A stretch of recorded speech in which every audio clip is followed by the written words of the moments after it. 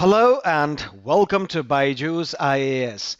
Let's get started with our daily quiz and look at question number 1. Which of the following are the works of Rabindranath Tagore? Number 1, Satya Ke Prayog, Gitanjali, Ghare, Sonar Tori. Satya Ke Prayog is basically the work of Mahatma Gandhi. 2, 3 and 4, Gitanjali, Ghare, Sonar Tori, these are the works of Rabindranath Tagore. So B, 2, 3, 4 is the right answer. What is the context? The show Ghare, which celebrated 200 years of Bengal art, is to shut down. Regarding Rabindranath Tagore, he has composed the national anthems of two countries, India and Bangladesh, the Jan Gan Man of India and Amar Shonar Bangla of Bangladesh. In fact, he is said to have inspired the national anthem of Sri Lanka as well. He was knighted by the British government in 1915, but he renounced it, protesting against the Jallianwala Bagh massacre. Now let's look at question number 2. Consider the following statements. Number 1, Constitution Day is celebrated in our country on 26th January every year to commemorate the enactment of the Constitution of India.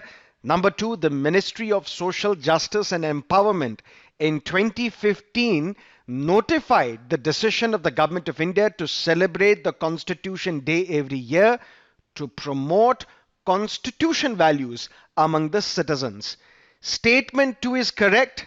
Statement 1 is incorrect because it is celebrated on 26th of November to commemorate the adoption of the Constitution of India. So statement 1 is incorrect, 2 is correct, B, 2 only is the right answer. What is the context? On Constitution Day, Chief Justice of India, Mr. Ramana, flags increasing attacks on judges. This is today's Indian Express newspaper. Let's look at question number 3. With reference to the appellate jurisdiction of the Supreme Court to grant special leave, which of the following statements is or are incorrect? Now, what is a special leave petition? Under Article 136 of the Constitution, we have the provision for a special leave. Now, what do we mean by that? If the decision is given by a High Court, you can file an appeal against the decision of the High Court in the Supreme Court. But for that, High Court has to give a fitness certificate. Fitness certificate that this particular case involves interpretation of the Constitution, and that is why it should be heard by the Supreme Court. Fitness certificate that this particular case involves interpretation of a law, that is why it is fit to be heard by the Supreme Court. But in absence of this fitness certificate, you cannot file an appeal against the judgment of the High Court in the Supreme Court. Then what is the remedy? What is the alternative? In absence of this fitness certificate, you can approach the Supreme Court under Article 136 of the Constitution, and invoking the special leave petition, you can file an appeal in the Supreme Court. So what are the options? It can be granted against any court or tribunal in the country. Not any court or tribunal in the country, because this is not available when it comes to court-martial proceedings. The decision given by an armed forces tribunal in a court-martial case, you cannot approach the Supreme Court under Article 136 of the Constitution. That is why statement 1 is incorrect.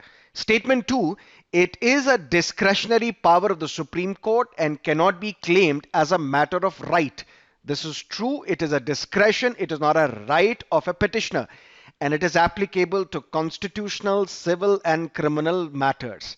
Correct? 2 and 3 are correct, but the question is asking you point out the incorrect option, which is A, 1 only is the right answer. What is the context? The Attorney General for India, Mr. K.K. Venugopal, is pushing for a national courts of appeal, basically arguing that there should be 4 courts in this country with 15 judges each, so that the burden on the Supreme Court is lessened, so that matrimonial disputes, rent control cases and other cases which clog the Supreme Court which increase the pendency of the cases in the Supreme Court, such cases should be heard by these four national courts of appeal, so that the Supreme Court can focus on constitutional cases, can focus on death penalty related cases, can focus on those cases which involve interpretation of the Constitution. Now let's look at question number 4. These are the islands and this is the dispute. So you will have to identify which of these islands and disputed nations are matched correctly. Kuril Island dispute is between Japan and Russia, correct. Senkaku Islands dispute is between China and Japan. This is also correct. Dokdo is also a dispute between Japan and South Korea. So all these options are correctly matched. All these pairs are correctly matched. So D, 1, 2, 3 is the right answer. What is the context? This is today's Hindu newspaper, Japan to boost spending on air and sea defenses. Now, previous year's question paper, 2021. Who among the following is associated with Songs from Prison, a translation of ancient Indian religious lyrics in English? And the answer is Mohandas Karamchand Gandhi. But the editor of this book is John Hoyland.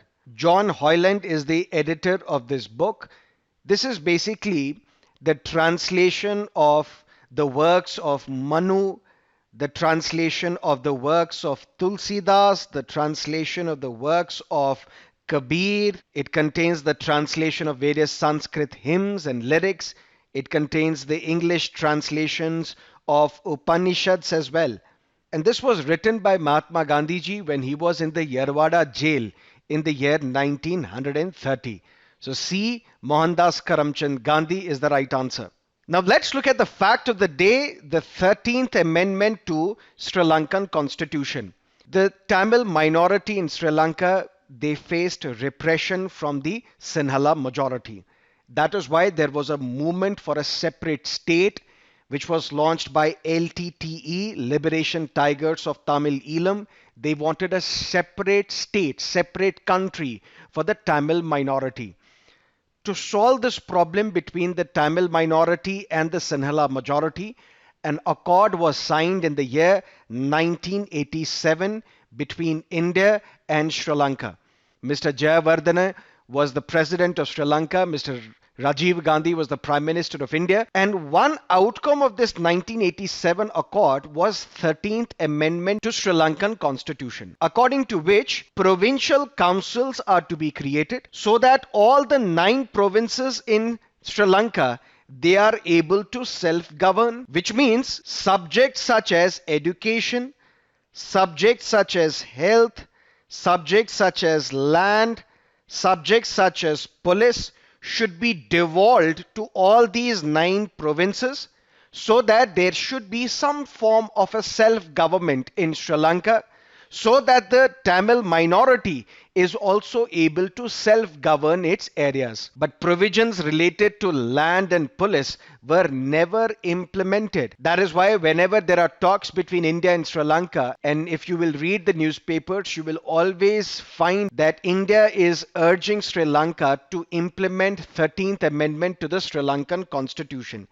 And the context is today's Hindu newspaper. The Sri Lanka's Tamil National Alliance is seeking joint US-India role for Sri Lankan political solution. That is it from our daily quiz segment. Thank you for being with us. Have a great evening.